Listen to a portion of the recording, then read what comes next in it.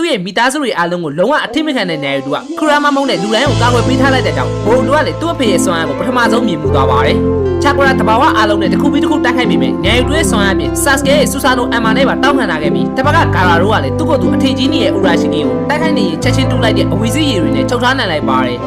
ကံကောင်းထားမှဆိုပဲရင်းနေကရဲ့ပေါ်တယ်နဲ့ထွက်ပြေးသွားနိုင်ခဲ့ပြီးချွန်နေရိတ်ဆန်ကွင်းမြင့်နေမှာလေမိုမိုရှိကီရဲ့တိုက်ခိုက်မှုအားလုံးကိုနေရာတူတို့ကပြန်မတိုက်ပဲတောက်ခံနိုင်ခဲ့ကြပါတယ်ဒါပေမဲ့ချာကူရာဆေးလုံးတွေကိုစားပြီးပြန်ထုတ်လိုက်တဲ့ကြီးမားတဲ့သေးဘစ်ပုံကြောင့်တေရာလုံးကြာကြတော့မှဖြစ်ပေမဲ့နေတူကတော့ကလေးတွေကိုဆာစကဲနဲ့အပ်ထည့်လိုက်ပြီးသူနဲ့ခူရာမာကပောက်ပွဲမှုကိုလုံးဝအပြည့်မရောက်သွားစေဘူးမတုံးတာကြာပြီဖြစ်တဲ့သေးဘစ်ပေါင်နဲ့အကုန်လုံးကိုအုံမိုးပေးလိုက်ပါတယ်မိုရူတိုကတော့သူ့အဖေဘာလို့ပြန်မတိုက်လဲဆိုတာကိုနားမလည်နိုင်ဖြစ်နေရကြောင်းဆာစကဲရဲ့နေတူသာစိတ်ပါရင်ဒီဘုံတော့ကိုအသာလေးတက်ခိုက်ရင်ဖျက်ဆီးပြလို့ရပြီပဲအဲ့လိုသာလုပ်လိုက်ရင်ဒီဘက်ဝင်းကြီးကပါထိခိုက်မှဆိုရတဲ့အတွက်ကာဝယ်ပေးနေရဖြစ်တဲ့အကြောင်းပြောပြလိုက်ပါတယ်အဲ့အချိန်ကျမှမိုရူတိုကလည်းတေရာလုံးကိုမိသားစုလိုသဘောထားရဲဆိုတဲ့သူ့အဖေရဲ့စကားနဲ့ကာဝယ်ပေးထားတဲ့ချာကူရာကနေတစ်စစ်သူတို့ပေါ်အဖေဖြစ်တဲ့နေတူကဘလို့ခံစားချက်မျိုးရှိရဲဆိုတာကို